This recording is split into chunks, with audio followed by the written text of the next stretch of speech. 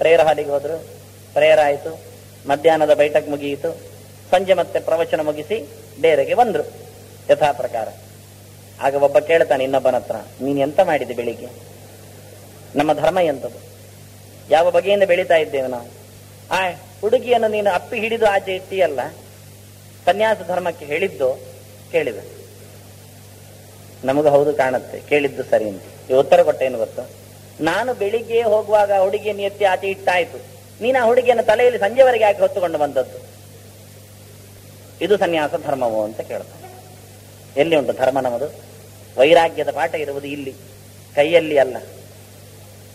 ಯಸ್ವಿಂದ್ರಿಯಾಣಿ ಸಂಯಮ್ಯ ಯಾಸ್ತಯ ಮನಸಾಸ್ಮರನ್, ಅವನ ಮಿಥ್ಯಾಚಾರ ಸೌಚ್ಯತೆ ಅಂತಾನೆ ಕೃಷ್ಣ. ಬಾಯೊಳಗೆ ಬೊಗಳೆ ಮನೋನನಗೆ ರಗಳೆ ಮಾಡಿಕೊಂಡವ ಎಷ್ಟು ಯೋಗಿ ಆಗ್ತಾನೆ. ಅವನನ್ನು ಡಂಬಾಚಾರಿ ಹಿಂದೆ ಕರಿತೇವೆ, ಅವನು ನಾಲಾಯಕ. ಈ ಬಯಕೇಳ ಬೆನ್ನ ಹಿಂದೆ ಹೋದವನಿಗಿಂತೂ ದರಿದ್ರವ, ಸಮಾಜಘಾತುಕ. ಅದಾಗಬಾರ್ದನ್ನು. ಸನ್ಯಾಸಿ ವೇಷ ತೊಟ್ಟು ಗೃಹಸ್ಥನಾಗುವುದು ಇದೆಲ್ಲ ಸರಿ ಇಲ್ಲ ಅಂತಾನೆ. ವೈರಾಗ್ಯ ಅಂದ್ರೆ ವೈರಾಗ್ಯ, ಅದು ಕಾವಿ ಶಾಟಿ ಹೊದೆಯುವುದು ಅಂದ್ರೆ ಕೆಂಡದ ಮೇಲೆ ನಡಿಗೆಯನ್ನು ಶುರು ಮಾಡಿದ್ದೇನೆಂದು ತೋರಿಸಿಕೊಡುವುದು ಲಕ್ಷಣ, ಅದು ಕ್ರಮ. ಬೆಂಕಿಯ ಮೇಲೆ ಸರ್ಕಸ್, ಅದನ್ನು ಹೇಳಿಬಿಟ್ರು. ಆದ್ರಿಂದ ಎಂದೂ ಸಹ ಬಯಕೆಗಳನ್ನು ಈಡೇರಿಸಿ ವೈರಾಗ್ಯ ಮೂಡುತ್ತೆ, ಪಾಠ ಬರುತ್ತೆ ಎನ್ನುವುದನ್ನು ಮನುಷ್ಯ ಎಂದು ಕಲ್ಪನೆ ಮಾಡೋದು ಬೇಡ ಅಂದ್ರು ಶಾಸ್ತ್ರಕಾರರು. ಅದು ಸಿದ್ಧಾಂತ ಅಲ್ಲ ಅಂತ. ಎಲ್ಲಿಯಾದ್ರೂ ಒಂದು ದೊಡ್ಡ ಅಗ್ನಿಕುಂಡ ಇದೆ, ಉರಿದಿದೆ, ಅದು ನಂದುವರೆಗೆ ನಾನು ತುಪ್ಪ ಹಾಕ್ತೇನೆ, ಕಟ್ಟಿಗೆ ಹಾಕ್ತೇನೆ ಅಂತ ಇಟ್ಟುಕೊಂಡ್ರೆ ಅದು ಎಷ್ಟು ವರ್ಷಕ್ಕೆ ನಂದುತ್ತದೆ? ಅದು ನಂದುವರೆಗೆ ಹಾಕ್ತೇನೆ ಕಟ್ಟಿಗೆ ಮತ್ತು ತುಪ್ಪ. ಹಾಗೆ ಅಂದೆ ಕಾಮಾಗ್ನಿ ಜ್ವಲಿಸುತ್ತಾ ಇರುವಾಗ ಎಂದೂ ಸಹ ಅದನ್ನು ನಂದಿಸಬೇಕು ಅಂತಾದ್ರೆ ವಿಷಯಗಳನ್ನು ಸಪ್ಲೈ ಮಾಡಬಾರದು. ನಾವು ವಿಷಯ ಕೊಡ್ತಾ ಇರೋದು ಉರಿತಾ ಉಂಟಲ್ಲ, ನಂದುವರೆಗೆ ಹಾಕ್ತೇನೆ ಕಟ್ಟಿಗೆ ಅಂದ್ರೆ ಅದು ನಂದುವುದಿಲ್ಲ, ತುಪ್ಪ ಏರಿತೇನೆ ನಂದುವುದಿಲ್ಲ. ಮನುಷ್ಯ ಯಾವತ್ತು ತನ್ನ ಬಯಕೆಗಳಿಗೋಸ್ಕರ ಇಂಬು ಕೊಡ್ತಾನೆ, ವಿಷಯಗಳನ್ನು ತಂದು ಕೊಡ್ತಾನೆ. ನೋಡುವ, ಇನ್ನೆಷ್ಟು ದಿವಸ ನೋಡ್ತೇನೆ ನಾನು ಸಿನಿಮಾ, ಒಂದಿನ ಬೇಡ ಕಾಣುತ್ತೆ, ಟಿವಿ ನೋಡುವುದು ಇಲ್ಲ, ದಮ್ಮಯ್ಯ ಕಾಣುವುದಿಲ್ಲ. ದೇವರಾಣೆಗೂ ಮನುಷ್ಯನಿಗೆ ನೋಡ್ತಾ ನೋಡ್ತಾ ನೋಡ್ತಾ ಟಿವಿ ನೋಡುವುದು ಬೇಡ ಅಂತ ಕಾಣುವುದಿಲ್ಲ, ಖಂಡಿತ. ಇರ್ಲಿ, ಇನ್ನೊಂದು ನೋಡುವ, ಮತ್ತೊಂದು ನೋಡುವ, ಹೀಗೆ ಕಾಣುದು. ಈಗ ಹೊಸತು ಬಂದಿದೆ ಅಂತೆ, ಇನ್ನೊಂದು ಬಂದಿದೆ ಅಂತೆ. ಎಂದೂ ಸಹ ಅದು ನಿಲ್ಲಿಸಲಿಕ್ಕೆ ಬರುವುದಿಲ್ಲ. ಯಾಕೆ? ಅಭ್ಯಾಸೇನ ತು ಕೌಂತೆಯ ವೈರಾಗ್ಯೇಣ ಚ ಗೃಹ್ಯತೆ ಚಂಚಲಂ ಹಿ ಮನ ಕೃಷ್ಣ ಪ್ರಮಾಥಿ ಬಲವದ್ ದೃಢಂ. ಅರ್ಜುನ ಹೇಳ್ತಾನೆ, ಈ ಮನಸ್ಸು ಭಾರಿ ಚಂಚಲ, ಮಂಗ. ಅದು ಒಂದು ಗೆಲ್ಲಲ್ಲಿದ್ರೆ ಆ ಗೆಲ್ಲಲ್ಲಿ ಓಡಿಸಿದ್ರೆ ನನ್ನ ಗೆಲ್ಲಲ್ಲಿ ಕೂತ್ಕೊಳ್ತದೆ ಅಷ್ಟೇ. ಆದ್ರಿಂದ ಈ ಮನಸ್ಸನ್ನು ಹಿಡಿಯುವುದು ಹೇಗೆ ಮಂಗವನ್ನು? ಅದಕ್ಕೆ ಕೃಷ್ಣ ಹೇಳ್ತಾನೆ, ಒಪ್ಪಿದ್ದೇನೆ, ಮನಸ್ಸು ಚಂಚಲ ಹೌದು. ಅದಕ್ಕೆ ಎರಡು ಮಾರ್ಗ ಉಂಟು. ಒಂದು ಅಭ್ಯಾಸೇನ ತು ಕೌಂತೆಯ ವೈರಾಗ್ಯೇಣ ಚ ಗೃಹ್ಯತೆ. ಅದಕ್ಕೆ ನೀನು ವಿಷಯವನ್ನು ಕೊಡಬೇಡ, ವೈರಾಗ್ಯ. ವಿಷಯವನ್ನು ಕೊಡುವುದರಿಂದಲೇ ನಿನಗೆ ಅದು ಚಂಚಲ ಆಗೋದು. ಕೊಡುವುದು ನಿಲ್ಲಿಸು, ಬೇಡ ಅಂತ ಹಾಕು ಕಡಿವಾಣ. ಅಭ್ಯಾಸ ಆಗತ್ತೆ, ಅದಕ್ಕೆ ಅದೇ ಅಭ್ಯಾಸ ಆಗತ್ತೆ. ಮತ್ತೆ ಅದು ಅಭ್ಯಾಸ ಆಗಿ ಆಗಿ ಆಗಿ ದಾರಿಗೆ ಬರ್ತದೆ. ಆದ್ರಿಂದ ಅದು ಇರ್ಲಿ, ಮಂಗ ಅಲ್ವಾ, ಕೊಡ್ತಾ ಇರುವ ಅಂದ್ರೆ ಅದು ಮತ್ತೆ ಮತ್ತೆ ಉದ್ರೇಕಗೊಳ್ತಾ ಇರ್ತದೆ. ಸಾಕು ಅಂತ ಅದಕ್ಕೆ ಕಾಣುವುದಿಲ್ಲ. ಸಾಕು ಕಾಣುವುದು ಮನಸ್ಸಿಗಲ್ಲ, ಜೀವಕ್ಕೆ. ಅದಕ್ಕೆ ಸಾಕು ಕಾಣಬೇಕು. ಅದು ಮನಸ್ಸಿಗೆ ಹೇಳಬೇಕು. ಯಾರ ಕೈಯಲ್ಲಿ ಯಾರು ಉಂಟು ಅಂತ. ಇದು ರಾಮಾಯಣ. ನಾವು ದಶರಥ. ದಶರಥ ಅಂದ್ರೆ 10 ದಿಕ್ಕಿಗೆ ನಮ್ಮದು ಹೋಗ್ತದೆ. 10 ಇಂದ್ರಿಯಗಳುಂಟು ನಮ್ಮಲ್ಲಿ. 10 ಕಡೆಗೆ ಒಯ್ತದೆ ಅದು. ಕಣ್ಣೊಂದೆಡೆಗೆ, ಕಾಲೊಂದೆಡೆಗೆ, ಕಿವಿಯೊಂದೆಡೆಗೆ, ಕೈಯೊಂದೆಡೆಗೆ. ಆದ್ರೆ ನಾವು ಯಾರು ಹೇಳಿದಾಗ ಕೇಳಬೇಕು? ಕೈಕೆ ಹೇಳಿದಾಗೆ ಕೇಳಬೇಕು. ಅಲ್ಲ, ಕೇಳಿದ್ದೇವೆ. ಕೈಕೆ ಅಂದ್ರೆ ಮನಸ್ಸು, ಬುದ್ಧಿ. 3 ಬುದ್ಧಿ ಉಂಟು ಮನುಷ್ಯನಿಗೆ. ಒಂದು ಒಳ್ಳೆಯದು, ಒಂದು ಕೆಟ್ಟದು, ಒಂದು ನಡುವಿದ್ದು. ಸಾತ್ವಿಕ, ರಾಜಸ, ತಾಮಸ. ಅದೇ ಕೌಸಲ್ಯ, ಮತ್ತೊಂದು ಕೈಕೇಯಿ, ಇನ್ನೊಂದು ಸುಮಿತ್ರೆ. ನಾವು ತಾಮಸವಾದ ಬುದ್ಧಿಗೆ ಸೋತು ಹೋದ್ರೆ ಒಳಗಿದ್ದ ರಾಮ ಆದರ್ಶ ಗುಣ ಅದು ಜಾರಿ ಹೋಗ್ತದೆ, ಬೀದಿ ಬಾಲಾಗ್ತದೆ, ಅದು ಕಾಡು ಬಾಲಾಗ್ತದೆ, ಅದು ಅರಮನೆ ಬಿಡ್ತದೆ, ಮನುಷ್ಯನ ಮನೆಯನ್ನು ಬಿಡ್ತದೆ. ಅದಾಗಬಾರದು. ಮನಸ್ಸಿಗೆ ನಾವು ಕಡಿವಾಣ ಹಾಕಬೇಕು, ಸಾಕು ಅಂತ ನಿಲ್ಲಿಸಬೇಕು. ಎಳೆದಕ್ಕೊಂದು ಮುಚ್ಚಳ ಆಗಬೇಕು. ಈಗ ಕುದುರೆ ಉಂಟು, ಇವತ್ತಿಲ್ಲ, ಗಾಡಿ ಇತ್ತು. ಆಗ ಅದು ಹೋಗುವಾಗ ಆಚೆ ಈಚೆ ನೋಡ್ತದೆ ಹೇಳಿ 2 ಪಟ್ಟಿ ಹಾಕ್ತಿದ್ರು. ಕಣ್ಣಿಗೆ 2 ಅಡ್ಡ ಪಟ್ಟಿ ಕಟ್ಟಿದಾಗ ಅದು ನೇರ ಹೋಗ್ತಿತ್ತು. ಈಗ ಮನುಷ್ಯ ಶಾಲೆಗೆ ಅಂತ ಹೋಗ್ತಾನೆ, ಕಣ್ಣಿಗೆ ಪಟ್ಟಿ ಇರೋದಿಲ್ಲ, ಅಲ್ಲಿ ನೋಡ್ತಾನೆ ಒಂದು ಬೋರ್ಡ್, ಇಲ್ಲಿ ನೋಡ್ತಾನೆ ಇನ್ನೊಂದು ಅಡ್ವರ್ಟೈಸ್ಮೆಂಟ್. ಅದು ನೋಡಿ ಹೋಗುವಾಗಲೇ ಶಾಲೆ ಪೀರಿಯಡ್ ಮುಗಿತದೆ, ಹಿಂದೆ ಬರ್ತಾನೆ. ಪುಣ್ಯಕ್ಕೆ ಹಿಂದೆ ಬಂದದ್ದು ವಿಶೇಷ, ಅದು ನೋಡಿ ಅಲ್ಲಿ ಹೋಗ್ಲಿಲ್ಲ ಅಂತವ್ರು ಇರ್ತಾರೆ. ಇಲ್ಲ ಅಲ್ಲ, ಒಂದೊಮ್ಮೆ ವಿದ್ಯಾರ್ಥಿ ನೇರ ಶಾಲೆಗೆ ಹೋಗಿ ನೇರ ಮನೆಗೆ 1 ವರ್ಷ ಬಂದ ಅಂದ್ರೆ ತಲೆ ಹೆಚ್ಚಿನ ಅಂಶ ಏನೋ ಆಗಿದೆ, ಕೆಟ್ಟಿದೆ ಅಂತ ಅರ್ಥ. ಮನೋವಿಜ್ಞಾನಿ ಅಂತ ತೋರಿಸ್ಬೇಕಾಗುತ್ತೆ. ಆ ಸಮಾಜ ಹಾಗೆ ಉಂಟು ಈಗ. ಅದನ್ನ ಆದಷ್ಟು ಅಭ್ಯಾಸಕ್ಕೆ ವೈರಾಗ್ಯಕ್ಕೆ ಒತ್ತು ಕೊಟ್ಟು ನಜಾತು ಕಾಮಃ ಕಾಮಾನಾಂ ಉಪಭೋಗೇನ ಶಾಮ್ಯ, ಬಯಕೆ ಎಂದು ಅದನ್ನು ಪೂರೈಸಿಕೊಳ್ಳುತ್ತಾ ಅದು ತನ್ನಷ್ಟಕ್ಕೆ ನಂದಿ ಹೋಗುವುದಿಲ್ಲ. ಹವಿಷ ಕೃಷ್ಣವರ್ತ್ಮೇವ ಭೂಯೇವ ಅಭಿವರ್ಧ, ಕನ್ನಾಲಿಗೆಯನ್ನು ಹೊರಚಾಚುವ ಬೆಂಕಿಗೆ ಹವಿಸ್ಸು ಕೊಟ್ಟು ನಂದಿಸ್ತೇನೆ ಅಂತ ಪ್ರಯತ್ನ ಪಟ್ಟಂತೆ ಆಗುತ್ತೆ. ಕಾಮಾಗ್ನಿ ಎಂದು ಅದು ನಿಲ್ಲುವುದಿಲ್ಲ. ಇದನ್ನು ಉಪನಿಷತ್ತು ಭಾರಿ ಚೆನ್ನ ಹೇಳುತ್ತೆ. ಘೃತ ಕುಂಭ ಸಮಹ ಪುಮಾನ್ ಅಗ್ನಿಕುಂಡ ಸಮಾ ನಾರಿ ಅಂತ. ಹೆಣ್ಣು ಅದು ಒಂದು ಅಗ್ನಿಕುಂಡ, ಗಂಡು ಅದು ಒಂದು ತುಪ್ಪದ ಹಂಡೆ. ಎರಡರ ಸಂಪರ್ಕ ಆದರೆ ಎಂದು ನಂದಿ ಹೋಗುವುದಿಲ್ಲ ಬೆಂಕಿ ಅಂತ. ಸ್ತ್ರೀಯೋ ಹಿ ನರಕಾಗ್ನೀನಾಂ ಇಂಧನಂ ಚಾರು ದಾರುಣಂ ಅಂತ. ನರಕದ ಅಗ್ನಿಗೆ ಇಟ್ಟ ಬೆಂಕಿಯ ಕೊಳ್ಳಿ ಅದು ಹೆಣ್ಣು ಅಂದ್ರೆ ಅಂತ. ಯಾಕೆ? ಉಪಭೋಗಕ್ಕೆ ಸಿಕ್ಕಿ ಅದರಲ್ಲೇ ತನ್ಮಯನಾದಾಗ, ಅದೇ ಅವಳು ದಾರಿಗೆ ತಂದು ಆಚಾರದಲ್ಲಿ ತನ್ಮಯಗೊಳಿಸಿದಾಗ ಎಷ್ಟೋ ಮನೆಯ ಒಡತಿಯರು ಹೋಗಿಯಪ್ಪ ಪ್ರವಚನಕ್ಕೆ ಅಂತ ದೂಡಿ ಕೆಲವೊಮ್ಮೆ ಅರ್ಧಚಂದ್ರ ಪ್ರಯೋಗ ಮಾಡಿ ಕಡೆಗೆ ಮನೆಯಲ್ಲಿ ಬಂದ ನಂತರ ಹೇಳಿ ಎಂತ ಹೇಳಿದ್ದಾರೆ ಹೇಳಿ ಬಾಯಿ ಬಿಡಿಸಿ ಇಲ್ಲಿ 1 ಗಂಟೆ ಪ್ರವಚನ ಆದ್ರೆ ಪಾಪ ಅವರಿಗೆ 3 ಗಂಟೆಯಲ್ಲಿ ಶಿಕ್ಷೆ ಹೇಳ್ಬೇಕಾಗತ್ತೆ. ಇಷ್ಟೇಯ ಇನ್ನಿಲ್ವಾ? ಮತ್ತು ಚೂರುಂಟು ಹೇಳಿ. ಒಳ್ಳೇದು, ಬೆಳವಣಿಗೆಯ ವಿಷಯ ಅದು. ಆಗುವುದಿಲ್ಲ, ತಾಪತ್ರಯ ಇರುತ್ತೆ. ಮಕ್ಕಳು ಶಾಲೆಯಿಂದ ಬರಬೇಕು, ರಿಸೀವ್ ಮಾಡಬೇಕು, ಕರ್ಕೊಂಡು ಹೋಗ್ಬೇಕು. ಆಗ ಒಬ್ಬರಿಗೆ 2 ಕೆಲಸ ಮಾಡ್ಲಿಕ್ಕಾಗುದಿಲ್ಲ. ಒಬ್ಬರನ್ನು ಪ್ರವಚನಕ್ಕೆ ದೂಡಿ ಮತ್ತೊಬ್ಬರಿಗೆ ಆ ಕೆಲಸ ಮಾಡಿ ನಿಭಾಯಿಸಿಕೊಂಡು, ಅದಕ್ಕೆ ಗೃಹಿಣಿ ಗೃಹ ಮುಚ್ಯತೆ ಎಂದಳು. ಅವಳು ಮನೆಯಲ್ಲಿ ಇದ್ರು ಚಂದವೇ. ಆದ್ರೆ ಈ ಅಂಶದಲ್ಲಿ ಚಂದ ಬಂದ ನಂತರ ಏನಾಗಿದೆ ಅಂತ ತಿಳ್ಕೊಂಡು ತಾನೂ ಬೆಳೆದು ಮಕ್ಕಳನ್ನು ಬೆಳೆಸಿ ಅಂತಹ ಒಂದು ಕೆಲಸ ಆಗಬೇಕಂತಾರೆ. ಆಗ ನಮ್ಮ ಸಂಸ್ಕೃತಿ. ನಾಳೆ ನಮ್ಮ ಮಕ್ಕಳಿಗೆ ಇವತ್ತೊಂದು ಎಲ್ಲರ ಅಳು ಏನು ಅಂದ್ರೆ, ನಾವು ಹೇಳಿದಾಗೆ ಮಕ್ಕಳಿಲ್ಲ, ನೀತಿಗೆಟ್ಟಿದ್ದಾರೆ, ಬೀದಿ ಬಾಲಾಗ್ತಾ ಇದ್ದಾರೆ, ಹೇಗೋ ಗೊತ್ತಿಲ್ಲ ಅಂತ. ಅದಾಗುವುದು ಯಾಕೆಂದ್ರೆ ನಮಗೆ ಹೇಗೂ ಗೊತ್ತಿಲ್ಲದಿದ್ದರಿಂದ. ಅದಾಗದಂತೆ ನೋಡಿಕೊಳ್ಬೇಕಾದ್ರೆ ನಾವು ಮೊದಲು ಚೌಕಟ್ಟು ಹಾಕಬೇಕಾಗುತ್ತೆ. ಇದನ್ನು ಹೇಳಿಕೊಟ್ರು. ಬರೇ ಮನುಷ್ಯನ ದೇಹ ಬಂದದ್ದು ತಿಂದು ತಿರುಗಲಿಕ್ಕಲ್ಲ, ಅದು ಎಲ್ಲರೂ ಮಾಡ್ತಾರೆ, ಅದೊಂದು ಹೊಸತ್ವ ಅಲ್ಲ. ಅದು ಕೇಳುತ್ತಾರೆ ನಮ್ಮ ಬೀದಿಯ ನಾಯಿಗಳು ಅದು ಮಾಡ್ತಾವೆ ಅಂತಾರೆ. ಕಿಂಗ್ರಾಮ ಪಶವೋ ಪರೆ ಅಂತ. ನಖಾದಂತಿ ನಮೇಹಂತಿ ಕಿಂಗ್ರಾಮ ಪಶವೋ ಪರೆ. ಅಲ್ಲ ಬದುಕಿದ್ದೇನೆ ನಾನು 100 ವರ್ಷ, ಅಲ್ಲ ಬದುಕಲಿಕ್ಕೆ ಮರಗಳು ಬದುಕುದಿಲ್ವ? ತರವಾಗಿ ಖಿನ್ನ ಜೀವಂತಿ, ಅಲ್ಲ ಉಸಿರಾಡ್ತೇನೆ ನಾನು ಅಂದ್ರೆ ಬಸ್ರಾಹ ಖಿನ್ನಶ್ವ ಸಂತ್ಯತ. ಅಲ್ಲಿ ತಿದ್ದಿಯಲ್ಲಿ ಚಿನಿವಾರನ ಮನೆಯಲ್ಲಿ ಕುಲುಮೆ ಅಂತ ಒಂದಿರ್ತದೆ, ಗಾಳಿ ಹಾಕುವಂಥದ್ದುಂಟು, ಚರ್ಮದ ಚೀಲ, ಕೊಳವೆ. ಅವನು ಬೆಂಕಿ ಉರಿಬೇಕಾದ್ರೆ ಮಧ್ಯೆಯಲ್ಲಿ ಸುತ್ತ ತಿರುಗಿಸಿದ್ರೆ ಬೆಂಕಿ ಹೇಳ್ತದೆ. ಆದ್ರೆ ಅಲ್ಲಿ ಗಾಳಿ ಆಚೀಚೆ ಹೋಗ್ತದೆ. ಗಾಳಿ ಹೋಗುವುದೇ ದೊಡ್ಡ ಸಂಗತಿ. ಆದ್ರೆ ನಮ್ಮದು ಒಂದು ತಿದಿ ಇದ್ದಾಗೆ ಚರ್ಮದ ಕೊಳವೆ, ಗಾಳಿ ಹೋಗ್ತದೆ ಬರ್ತದೆ ವಿದೌಟ್ ಅವರ್ ನೋಟಿಸ್. ನಮ್ಗೆ ಗೊತ್ತೇ ಇಲ್ಲ ಹೋಗಿದೆ ಬಂದಿದೆ ಅಂತ. ಯಾರಿಗೆ ಗೊತ್ತುಂಟು? ಒಂದಿನ ಪಕ್ಕದವರು ಹೇಳ್ತಾರೆ ಹೋಗಿದೆ, ಹೋದದ್ದು ಬರ್ಲೇ ಇಲ್ಲ ಅಂತ. ಅಷ್ಟೇಯ, ನಾವು ತಿಳಿದು ಎಲ್ಲಿ ಉಸಿರಾಡ್ತಾ ಇದ್ದೇವೆ. ಹಾಗಾಗಿ ತಿದಿಯಂತೆ ಬದುಕಬೇಡ, ಮರದಂತೆ ಬೆಳೆಯಬೇಡ. ಅಲ್ಲ ತಿನ್ನುವುದಿಲ್ವ ನಾನು, ತಿರುಗುದಿಲ್ವ ನಾನು ಅಂದ್ರೆ ಅದು ನಮ್ಮೂರಿನ ನಾಯಿ ಮಾಡೋದಿಲ್ಲ ಅಂತಾರೆ. ನ ಖಾದಂತಿ ನಮೇ ಹಂತಿ ಕಿಂಗ್ರಾಮ ಪಶುವೋಪರೆ. ಅದಕ್ಕೂ ತಿಂದದ್ದು ಜೀವಕ್ಕೆ ಹಿಡಿತದೆ. ಇಲ್ಲಿಯ ಭಾಷೆ ಅದು ದೇಹಕ್ಕೆ ಹಿಡಿತದೆ ಹೇಳಬೇಕು. ತಿಂದದ್ದು ದೇಹಕ್ಕೆ ಹಿಡಿತದೆ, ಹಿಡಿಯದಿದ್ದದ್ದು ಬಿಸಾಡ್ತದೆ. ಮನುಷ್ಯನು ಅದೇ, ಅದು ಅದೇ. ಅದಕ್ಕೆ ಸ್ವಲ್ಪ ನಿಯತ್ತಾದ್ರೂ ಉಂಟು, ಮನುಷ್ಯನದು ಇಲ್ಲ.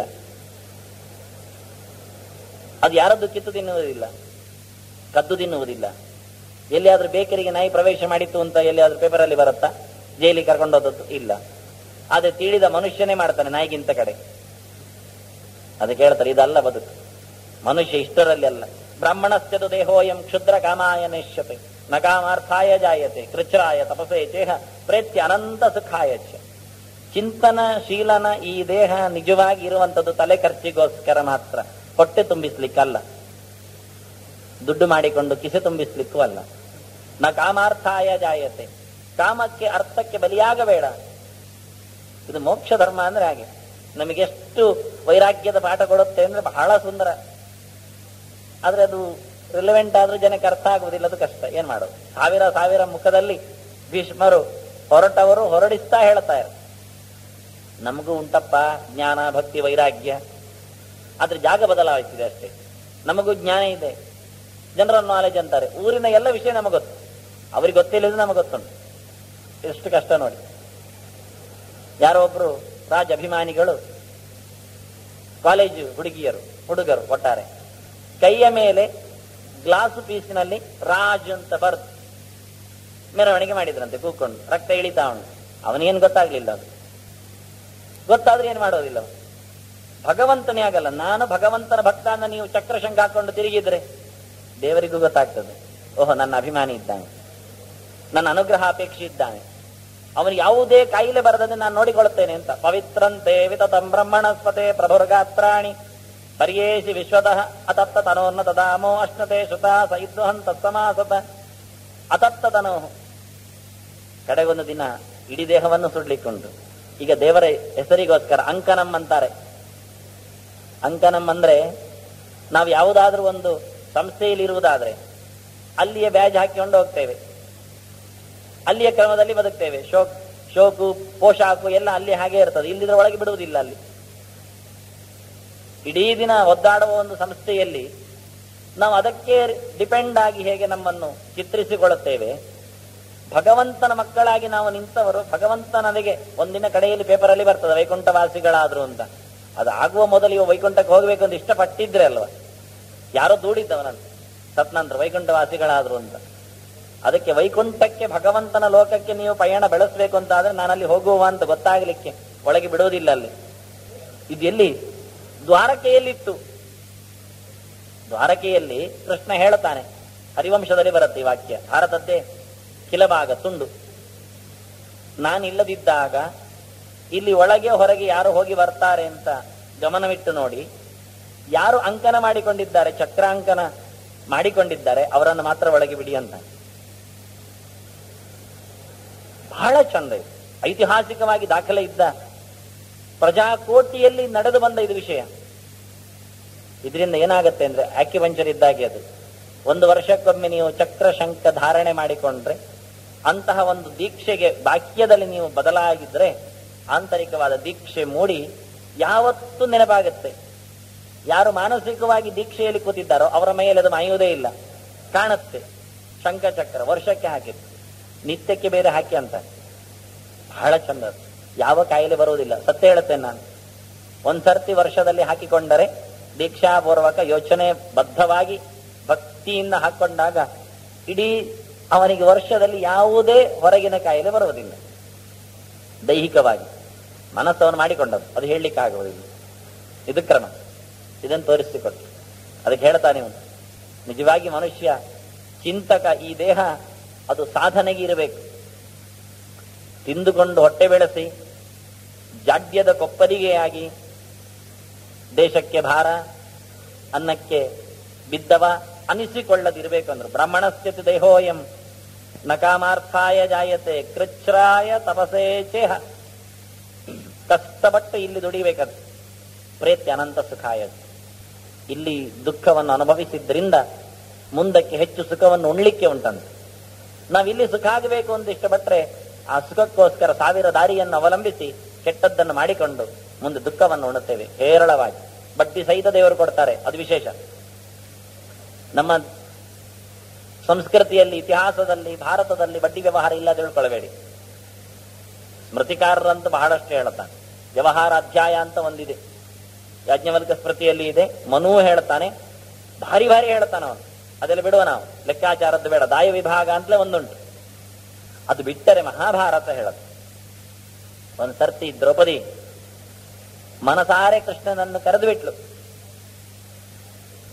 ಕರೆದಾಯಿತು, ದೇವರು ವಸ್ತ್ರ ಕೊಟ್ಟ, ಅಕ್ಷಯಾಂಬರ ಆಯಿತು, ಮಾನ ಉಳಿಯಿತು. ದ್ರೌಪದಿ ಬತ್ತಲೆ ಆಗಲಿಲ್ಲ. ದುಷ್ಟಕೂಟದಲ್ಲಿ ಅವರ ಯೋಚನೆ ನಡೀಲಿಲ್ಲ.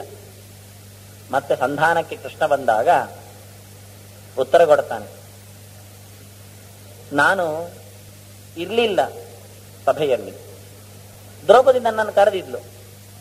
ಗೋವಿಂದೇತಿ ಯತ್ ಚುಕ್ರೋಶ ಕೃಷ್ಣ ಮಾಂ ದೂರವಾಸಿನಂ ಋಣಮೇ ತತ್ ಪ್ರವೃದ್ಧಂ ಮೇ ಹೃದಯಾನ್ನಾಪಸರ್ಪ. ಅವಳು ಅಲ್ಲಿ ನಿಂತು ಕೃಷ್ಣ ಅಂತ ಕೂಗಿದ್ಲು.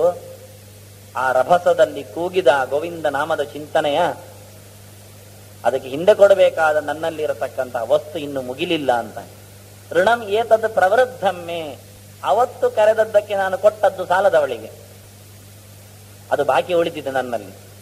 ಬಾಕಿ ಉಳಿದದ್ದೇನಾಗಿದೆ? ಬಡ್ಡಿ ಕೂಡಿದೆ. ಅದು ಹೇಳ್ತಾರೆ, ಋಣಮೇ ತತ್ ಪ್ರವೃದ್ಧಂ, ನಾನು ಕೊಡಬೇಕಾದ ಸಾಲದ ಅಂಶ ಅದು ಬೆಳೆದೋಯ್ತು. ಬರೇ ವೃದ್ಧ ಅಲ್ಲ, ಪ್ರವೃದ್ಧ, ಬಡ್ಡಿಯ ಮೇಲೆ ಬಡ್ಡಿ ಬಿತ್ತೀಗ ನೋಡಿ. ಚಕ್ರ ಬಡ್ಡಿಯು ಲೆಕ್ಕ ಹಾಕಿದ್ದಾರೆ ಭಾರತ.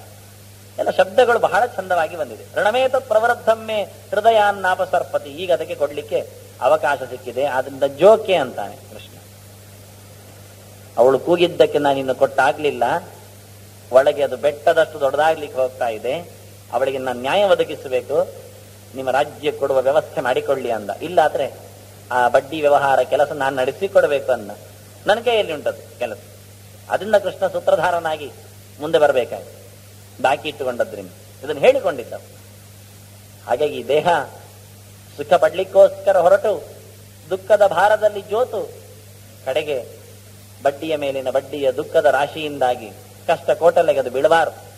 ಬ್ರಾಹ್ಮಣಸ್ಯತು ದೇಹೋಯಂ, ಒಳ್ಳೆಯ ಚಿಂತನೆಯ ಜೊತೆಯಲ್ಲಿ ದೇಹ ಮಾಗಬೇಕು, ಮುಗಿಯಬೇಕು, ಬೆಳೆಯಬೇಕು, ಎತ್ತರಕ್ಕೆ ಏರಿ ಬೆಳಕನ್ನು ಪಡೆಯಬೇಕು. ಹಾಗೆ ನಡೆದುಕೋ ಅಂತ ವ್ಯಾಸರು ಭಾರತದಲ್ಲಿ ಸಾರ್ವಜನಿಕವಾದ ಒಂದು ಘೋಷಣೆ ಕೊಟ್ಟರು. ಬಹಳ ಬಾರಿ ಹೇಳುತ್ತಾನೆ. ಇದಕ್ಕೆ ಪಕ್ಕನೆ ಸಿಗುವುದಿಲ್ಲ. ಯಾಕೆಂದ್ರೆ ದೇಹ ಅಂದಾಗ, ಬೆಳೆಯುವ ಜೀವ ಅಂದಾಗ ಒಂದು ಫಿಲಾಸಫಿ ಹೊರಗೆ ಬರ್ತದೆ. ಇದನ್ನು ಹೇಳ್ತಾರೆ ಮಧ್ಯ ಮಧ್ಯದಲ್ಲಿ. ಎಷ್ಟೋ ಜನರಿಗೆ ಇರುವಂತ ಸಂಕಟ ಅದು. ಅಲ್ಲ, ನಾನೇ ದೇವರು ಅಂತ ಆದ್ರೆ ಅಂತ ಒಂದು ಫಿಲಾಸಫಿಯನ್ನು ನೀವು ಹೇಳಿಬಿಟ್ರೆ ಎಲ್ಲ ಯಾರಿಗೆ ಬೇಕು ಈ ಕಷ್ಟ ಅಂತ? ಅಲ್ಲ, ನಾನೇ ದೇವರು ಅಂತ ಹೇಳಿಬಿಡುವ, ಆದ್ರೆ ಆ ಕಷ್ಟ ಉಣ್ಣುವವರು ಯಾರು? ದೇವರು ನಾನು, ಇಬ್ರು ಉಂಟಲ್ಲ, ಎಂತ ಮಾಡೋದು ಈಗ? ನಾವು ಹಾಕಿಕೊಂಡ, ನಾವು ತಿನ್ನುವ ಈ ಪದಾರ್ಥ ಎಲ್ಲ ನೋಡಿದ್ರೆ, ಇರುವ ಜಾಗ ನೋಡಿದ್ರೆ ದಮ್ಮಯ್ಯ, ನಮ್ಮ ದೇವರಿಗೆ ಮಾತ್ರ ಅಲ್ಲ, ಯಾರಿಗೂ ಈ ಜಾಗ ಬೇಡ ಹೇಳ್ತೇವೆ ಆಗ. ಮತ್ತೆ ನೋಡಿ, ಆತ್ಮಾಸೌ ವರ್ತತೆ ಭಿನ್ನ ತತ್ರ ತತ್ರ ವ್ಯವಸ್ಥಿತ ಸಮನ್ವಿತ ಪರಮಾತ್ಮ ತಥೈವೈಕ ದೇಹೇಸ್ಮಿನ್ ನಿತ್ಯ ಶ್ರುತಿ. ಪ್ರಾಚೀನ ಗ್ರಂಥಗಳ ಚಿಂತಕರ ಚಿಂತನೆ ನೋಡಿಕೊಂಡಾಗ ಪ್ರತಿ ದೇಹದ ಒಳಗೂ ಆತ್ಮ ಬೇರೆ ಇದ್ದಾನೆ, ಎಲ್ಲ ಆತ್ಮದಲ್ಲಿಯೂ ದೇವರು ಒಬ್ಬನೇ ಇದ್ದಾನೆ ಎನ್ನುವ ಸತ್ಯ ಅಂಶ ಕಾಣುತ್ತದೆ ಅಂತ. ಕಾಣುವುದಿಲ್ಲ ಆದರೆ ಮಲಗಬೇಕು, ನಿದ್ದೆಗೆ ಹೋಗಬೇಕು. ನಿದ್ದೆ ಬರಬಾರದು, ನಿದ್ದೆಗೆ ಹೋಗಬೇಕು. ಸ್ವಪ್ನ ಬೀಳುತ್ತದೆ. ಸ್ವಪ್ನ ಯಾರು ಕಂಡದ್ದು? ಜೀವ. ಯಾರು ತೋರಿಸಿದ್ದು? ಜೀವ ಅಲ್ಲ. ಯಾಕೆ ತೋರಿಸಿದ್ದು ಅವನೇ ಆಗಿದ್ರೆ ಬೇಕಾದ್ದೇ ಸ್ವಪ್ನ ಬೀಳ್ಬೇಕಿತ್ತು, ಬೇಡದಿದ್ದು ಬೀಳಬಾರ್ದಿತ್ತು. ಇವತ್ತು ಬೇಡ ಅಂದ್ರೆ ಬರಬಾರದು, ಬರ್ತದೆ. ಹಾಗಾದ್ರೆ ತೋರಿಸಿದವ ಇನ್ನೊಬ್ಬ. We are only the spectator. ನೋಡುವವರು ನಾವು. ಪ್ರಾಜೆಕ್ಟರ್ ಇದ್ದಾನೆ ಒಬ್ಬ, ಅವ ತೋರಿಸ್ತಾನೆ. ನಮ್ಮ ಮನಸ್ಸಿನ ಪಟಲದಲ್ಲಿ ತೈಜಸ ಅಂತ ಒಂದಿದೆ, ಚಿಕ್ಕ, ಅದು ಹೆಸರು ಹಾಗೆ, ವಿಶುದ್ಧಿ ಚಕ್ರ, ಅದರ ಒಂದು ಪಾಯಿಂಟ್. ತೈಜಸ ಅಲ್ಲಿ ನಾಮಕನಾದ ಭಗವಂತ. ತೈಜಸ ಅಂದ್ರೆ ಬೆಳಕು ಅಂತ ಅರ್ಥ, ಬೆಳಕಿನ ಮುದ್ದೆ. ಅಂದ್ರೆ ನೋಡಿ, ಈ ಸಿನಿಮಾ ಥಿಯೇಟರ್ ಆವತ್ತೇ ಇತ್ತು. ಕಲ್ಪನೆ, ಮನುಷ್ಯನ ದೇಹದೊಳಗೆ ಒಂದು ಬೆಳಕಿನ ಸ್ಕ್ರೀನ್ ಇದೆ, ಅಲ್ಲಿ ಭಗವಂತ ರೀಲ್ ಬಿಚ್ಚುತ್ತಾನೆ, ಜೀವ ನೋಡ್ತಾನೆ, ಕೂಗ್ತಾನೆ, ಏಳುತ್ತಾನೆ, ಅಳುತ್ತಾನೆ, ಬಿಕ್ಕುತ್ತಾನೆ, ಖುಷಿ ಪಡ್ತಾನೆ. ಎಷ್ಟೆಲ್ಲ ಆಗತ್ತೆ ನೋಡಿ ಅಂದಾರೆ. ಕಾಣುವವರು ನಾವು, ಕಾಣಿಸುವವನವನು, ಇದು ಎರಡು ಬೇರೆ ಉಂಟೋ ಇಲ್ವೋ? ಸಂಧ್ಯೆಯ ಸೃಷ್ಟಿರಾಹಿ ಅಂತ ವ್ಯಾಸರ ಸೂತ್ರ ತೆಗೆದ್ರಾಗ ಸ್ವಪ್ನ ದೃಷ್ಟಾಂತ ಕೊಡ್ತಾ ಮನುಷ್ಯನಿಗೆ ಆ ಭೇದವನ್ನು. ಮರುದಿನ ನಿದ್ದೆ ಬಂದಿದೆ, ಎದ್ದಿದ್ದಾನೆ. ಆಹಾ, ಭಾರಿ ಚಂದದ ನಿದ್ದೆ, ಎಷ್ಟು ಸುಖ ಇತ್ತು ಅಂದ್ರೆ ಈಗ ಇಲ್ಲ, ಅದು ನಿದ್ದೆಯಲ್ಲಿತ್ತು. ಒಬ್ಬ ರೋಗಿಯು ಕೈಕಾಲು ಮುರಿದವನು ಗಡ್ದು ನಿದ್ದೆ ಮಾಡುತ್ತಾನೆ.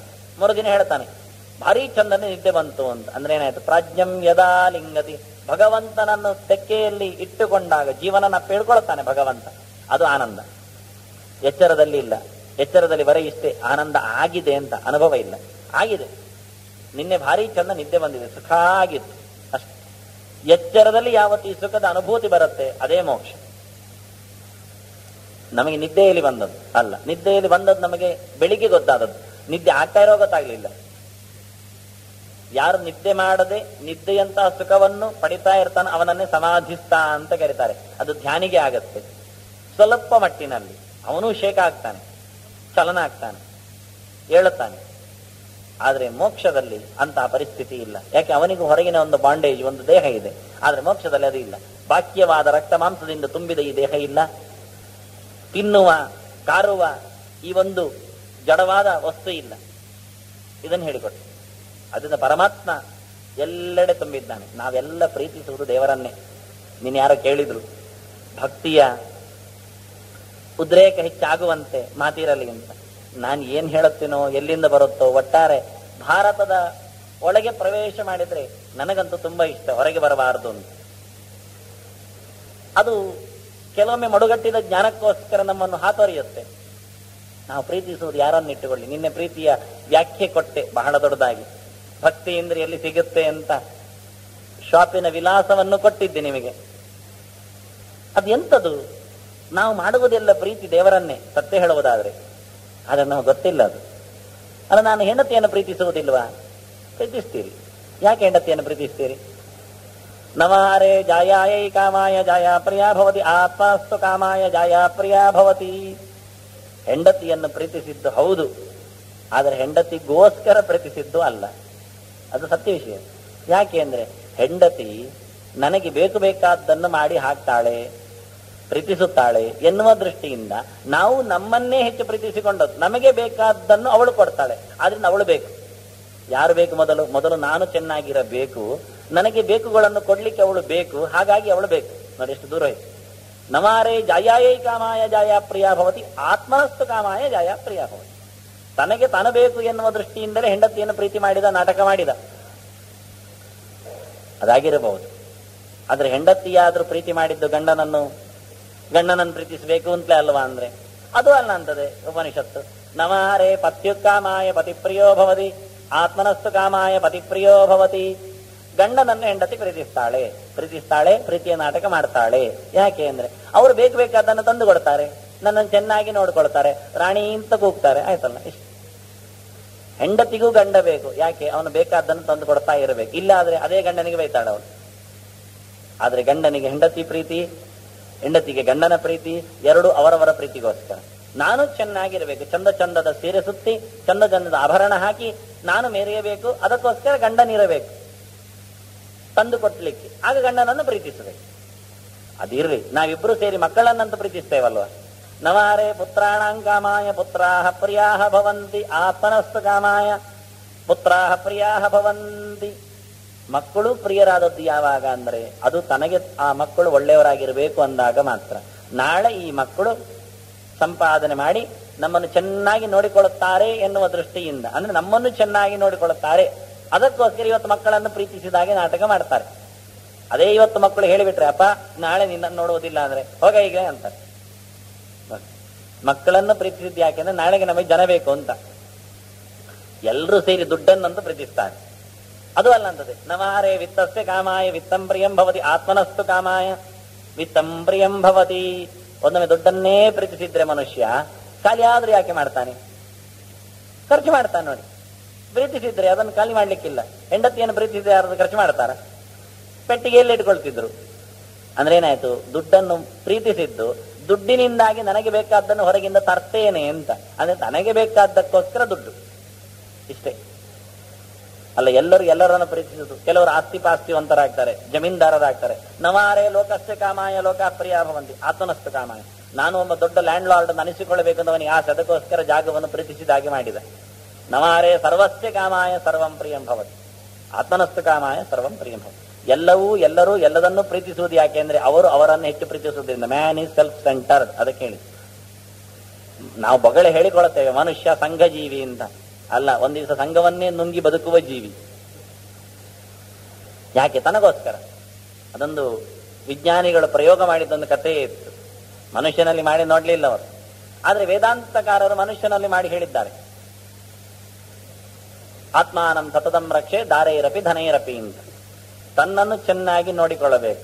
ಅದು ಹೆಂಡತಿ ಇರಲಿ, ಮಕ್ಕಳಿರಲಿ, ದುಡ್ಡಿರಲಿ, ಅದರ ಜೊತೆಯಲ್ಲಿ ಅಂತ ಒಂದು ಮಾತು ಸಂಸ್ಕೃತ. ವಿಜ್ಞಾನಿಗಳು ಪ್ರಯೋಗ ಮಾಡಿದ್ದು ಒಂದು ಮಂಗಗಳಲ್ಲಿ, ಚಿಂಪಾಂಜಿ ಜಾತಿಯಲ್ಲಿ ಒಂದು ಮಂಗ, ಅದಕ್ಕೊಂದು ಹೆಣ್ಣು ಮಂಗ, ಅದಕ್ಕೊಂದು ಮರಿ ಮಂಗ, ಇಷ್ಟಿತ್ತು ಫ್ಯಾಮಿಲಿ ಅವರದ್ದು, ಮಂಗ ಫ್ಯಾಮಿಲಿ. ಆ ದೊಡ್ಡ ಮಂಗವನ್ನು ಫ್ಯಾಮಿಲಿ ಸಹಿತ ಟ್ಯಾಂಕಿಗೆ ಹಾಕಿದ್ರು. ಟ್ಯಾಂಕಿಗೆ ನೀರು ಬಿಟ್ರು, ನೀರು ಬೆಳೆಯಿತು, ಮೇಲೆ ಬಂತು. ಆಗ ಏನ್ ಮಾಡಿತ್ತು? ಎರಡು ಸೇರಿ ಮರಿಮಂಗವನ್ನು ಎತ್ತಿ ಹಿಡಿಯಿತು, ಮುದ್ದು ಮಾಡುತ್ತಾ. ಅದು ನೀರಲ್ಲಿ ಮುಳುಗಬಾರ್ದಲ್ಲ. ಇನ್ನೂ ಹೆಚ್ಚು ನೀರು ಬಿಟ್ರು. ಕೂಡ್ಲೆ ಗಂಡು ಮಂಗ ಮರಿಮಂಗವನ್ನು ಎತ್ತಿ ಹಿಡ್ಕೊಂಡು ಹೆಣ್ಣು ಮಂಗವನ್ನು ಕಾಲಡಿ ಹಾಕಿತು, ಅದರ ಮೇಲೆ ನಿಂತಿತು. ಮತ್ತು ನೀರು ಬಿಟ್ರು. ಮರಿಮಂಗವನ್ನು ಕಾಲಡಿ ಹಾಕೊಂಡು ನಾನು ಮೇಲೆ ಹೋಯ್ತು, ಮೂಗು ಮಾತ್ರ. ಕೂಡಲೇ ನೀರು ತೆಗೆದಿಟ್ಟುಕೊಳ್ಳುವ. ಆತ್ಮಾನಂ ಸತತಂ ರಕ್ಷೇತ್ ದಾರೈರಪಿ ಧನೈರಪಿ. ಇದು ಚಿಂತಕರು ಕಂಡ ಯಾವತ್ತೂ ಸತ್ಯ. ವಿಜ್ಞಾನಿಗಳನ್ನೆಲ್ಲಕ್ಕೆ ಪ್ರೂವ್ ಮಾಡಿ ತೋರಿಸ್ತಾ ಇದ್ದಾರೆ ಅಷ್ಟೇ. ನಿಧಾನಕ್ಕೆ ಹತ್ತಿರ ಬರ್ತಾ ಇದ್ದಾರೆ ಅವರು. ಒಂದೊಮ್ಮೆ ಕೆಲವೊಮ್ಮೆ ಭಯಾನಕ ಸ್ಥಿತಿ ಅವರದ್ದು. ಈ ಮಂಗ ಒಂದೊಮ್ಮೆ ಕಾಲಡಿ ಹಾಕದಿದ್ರೆ ಈ ಶ್ಲೋಕಕ್ಕೆ ಅವರು ತಪ್ಪ ಅರ್ಥ ಹೇಳ್ತಾರೆ ಕಡೆಗೆ. ಇದು ಏನೋ ಆಯ್ತು, ಮಂಗ ಮಾಡಿಕೊಂಡಿದ್ದು. ಒಂದ್ಸರ್ತಿ ಹೀಗಾಯ್ತಂತೆ ವಿಜ್ಞಾನಿಗಳ ಪ್ರಯೋಗ, ಸತ್ಯವೋ ಸುಳ್ಳು. ಒಂದು ಕಪ್ಪೆ ಇತ್ತಂತೆ, ಮೇಜು ಬಡಿದಾಗ ಹಾರಿತ್ತಂತೆ. ಅದರ ಒಂದು ಕಾಲು ತುಂಡರಿಸಿದ್ರು ಮತ್ತು ಚಪ್ಪಾಳೆ ಬಡಿದ್ರು, ಹಾರಿತ್ತು. ಇನ್ನೊಂದು ಕಾಲು ಕತ್ತರಿಸಿ, ಅವನು ಪ್ರಯೋಗ ಬರಿತಾ ಇದ್ದಾರೆ, ಎಕ್ಸ್ಪೆರಿಮೆಂಟ್ ಆದ ತಕ್ಷಣ ಅವರು ರೆಕಾರ್ಡ್ ಮೇಂಟೈನ್ ಮಾಡಬೇಕು. ಕಪ್ಪೆ ಒಂದು ಕಾಲು ಕತ್ತರಿಸಿದ್ರು, ಅದು ಹಾರಿದೆ. ಎರಡನೇದ್ದಾಯ್ತು, 3 ಆಯ್ತು. 4ನೇ ಕಾಲು ಕತ್ತರಿಸಿಯೂ ಚಪ್ಪಾಳೆ ಬಡ್ದಿದ್ದಾನೆ, ಹಾರಲಿಲ್ಲ. ನಿಮ್ಗೆ ಗೊತ್ತು ಯಾಕೆ ಹಾರಲಿಲ್ಲ ಅಂತ. ಇವಾಗ ಕೆಳಗೆ ಎಕ್ಸ್ಪೆರಿಮೆಂಟ್ ಆಗಿದ್ದಂತ ಕನ್ಕ್ಲೂಷನ್ ಅವನ ಥಿಯರಿ ಬರೆದಿದ್ದಾನೆ.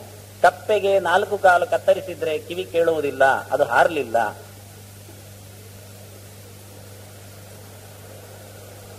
ಆಗ್ತಾ ಇರುತ್ತೆ ಇದು.